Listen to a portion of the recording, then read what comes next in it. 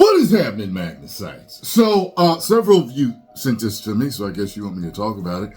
I really don't think it's news, but I do try to please, you guys and talk about everything that I can that you send me. So, who didn't see this? Who didn't see this coming? I mean, the show was advertised as being the gayest Star Wars series ever. They led with that in the marketing. So when the twins were introduced as older girls, I'm thinking to myself, well, sooner or later, one of them's going to get in a relationship. Not a straight relationship, a gay relationship.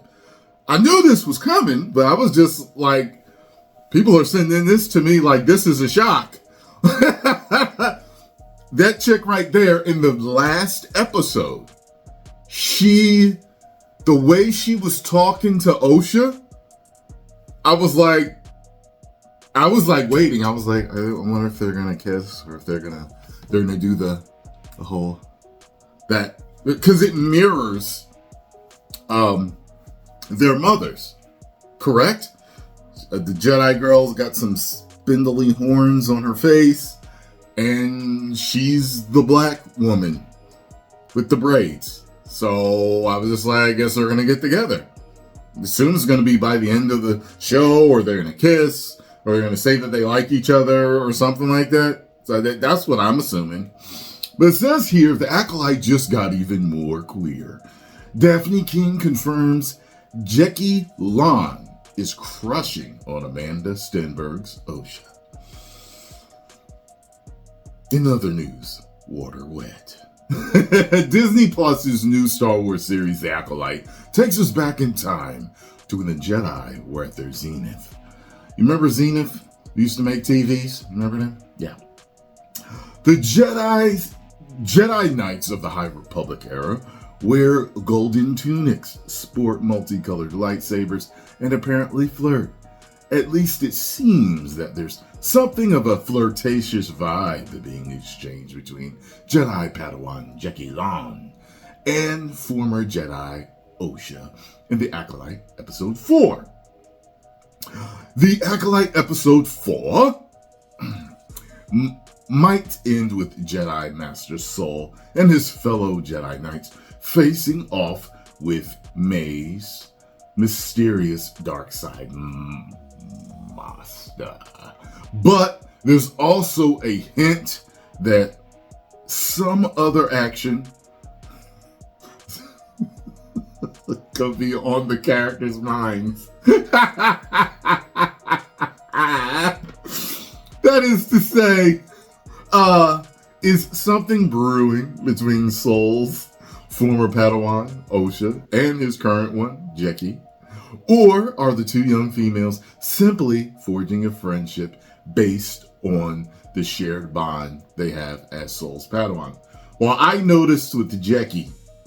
So with Jackie, it seems for now that it seemed one-sided to me.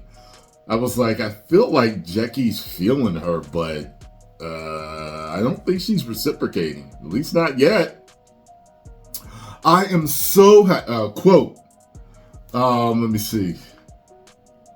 Is the Acolyte continuing its wonderfully queer agenda by introducing a possible romance between Jackie and Osha? I am so happy you asked that, because this is my favorite question ever. The Acolyte star, Daphne King, gushed when the Decider asked her just this question last month. I think for Jackie, it's very confusing because as a Jedi, you're not allowed to have feelings for other people. And I think she does, King said. I don't know if I'm allowed to say that, but I think she does. King, see, that's what I'm saying, it's like one-sided. King went on to say that the way she played Jackie Lon in the Acolyte Episode 4 was that she liked Osha. See? I told you, I saw it. I was like, people are kind of like passing this around like it's news, and I'm like, yo, they marketed it as being the gayest Star Wars. I am expecting gay relationships in this. Jekki's such a young character. She's an 18-year-old, but she's not a normal 18-year-old. Like, she's gone to school and hasn't had interactions with other people, Keen said. So it's her first real experience. I think those kinds of feelings and almost the guilt and confusion that comes with it. She's such a controlled, self-indulged, some kids talk,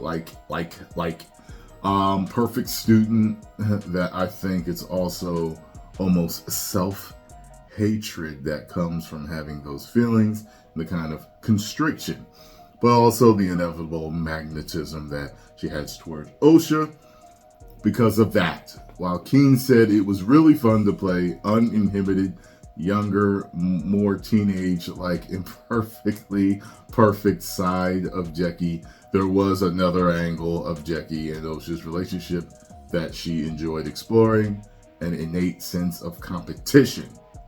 There's that kind of almost competition as well as they're both Soul's Padawans. Keen said there's the first scene where they meet. Isn't that your Padawan? There's this unspoken thing of competition, but also the magnetism and the friendship that they build and the camaraderie and the fact that they become a team later. And it was really fun to play with confusing feelings, and we don't know ever what it is. But to me, I played it like that. We'll have to wait and see if Jekki's feelings for Osha simply in the subtext, but definitely. Hey, here's the thing. It ain't getting a second season, I don't believe. If they did, I think it would be an insane decision to do that, considering the ratings. But I don't know if it would happen this season at all. But you could tell they were tap dancing right on there. I was like, okay, clearly she's letting her know she's got feelings for her. She's all staring in her eyes and how she's talking to her. Anyway, post comments down below. Let me know what you all thought. Did you see it? Did you not see it? Did you see it coming? Did you not see it coming? Did you know it was coming? Of course, I knew it was coming. It was marketed as the gayest Star Wars ever and laughed about. And of course, you knew it was gonna be. So anyway, yeah, post comments down below. Let me know what y'all thought. Make sure you go watch Amandla Stenberg's music video she released yesterday or today or yesterday, whatever, because it's better than Acolyte. Trust me. 10 million subscribers. Woo.